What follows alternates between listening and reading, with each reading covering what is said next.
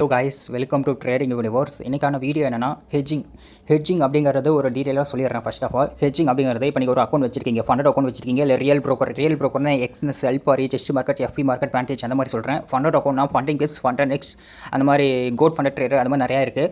ஓகேங்களா? இப்போது நீங்கள் ரியல் ப்ரோக்கரில் பண்ணுறப்ப நீங்கள் பை பண்ணிக்கலாம், செல் பண்ணிக்கலாம், ஆன் டைம் என்ன வேணால் பண்ணிக்கலாம், ஹோல்டிங் பண்ணிக்கலாம், எந்த இஷ்யூமே இல்லை. ஆனால் ஃபண்டட் அக்கௌண்ட்டை பொறுத்த வரைக்கும் சில ரூல்ஸ் வச்சிருக்காங்க. இப்போ ஹெட்ஜிங் ஸ்ட்ராட்டஜி அலோவ் பண்ண மாட்டாங்க, மார்டிங்கல் ஸ்ட்ராட்டஜி அலோவ் பண்ண மாட்டாங்க, கிரிட் ஸ்ட்ராட்டஜி அலோவ் பண்ண மாட்டாங்க.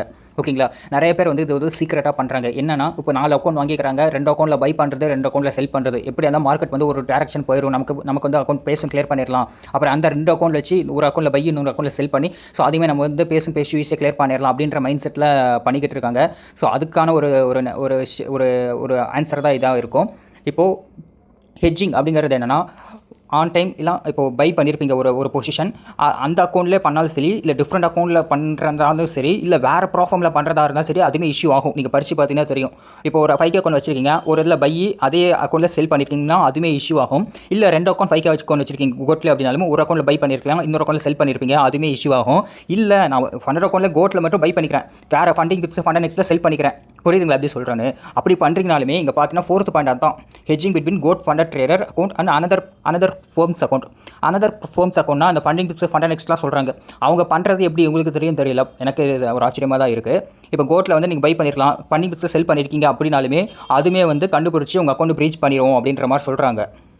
ஸோ இது வந்து எவ்வளோ அக்செப்டபுளான ஒரு ரூல்ஸான்னு தெரியல. ஓகேங்களா? ஆனால் ஒரே அக்கௌண்ட்டில் நீங்கள் பை செல் பண்ணுறீங்கன்னா அது வந்து நீங்கள் ப்ரீச் பண்ணுறதுக்கு ஒரு ஓகேங்கிற மாதிரி இருக்கும். ஆனால் நம்ம டிஃப்ரெண்ட் ப்ராஃபார்மில் பண்ணுறதுமே அங்கே அனலைஸ் பண்ணி பண்ணுறாங்கிறப்போ ஒரு சேஃப் அண்ட் கேராக தான் பண்ணணும் நம்ம ஃபண்டட் அக்கௌண்ட்டில். அப்புறம் இன்னொரு விஷயம் சொல்லியிருக்காங்க. 3rd பாயிண்ட் பார்த்தீங்கன்னா, hedging between account owned by different traders.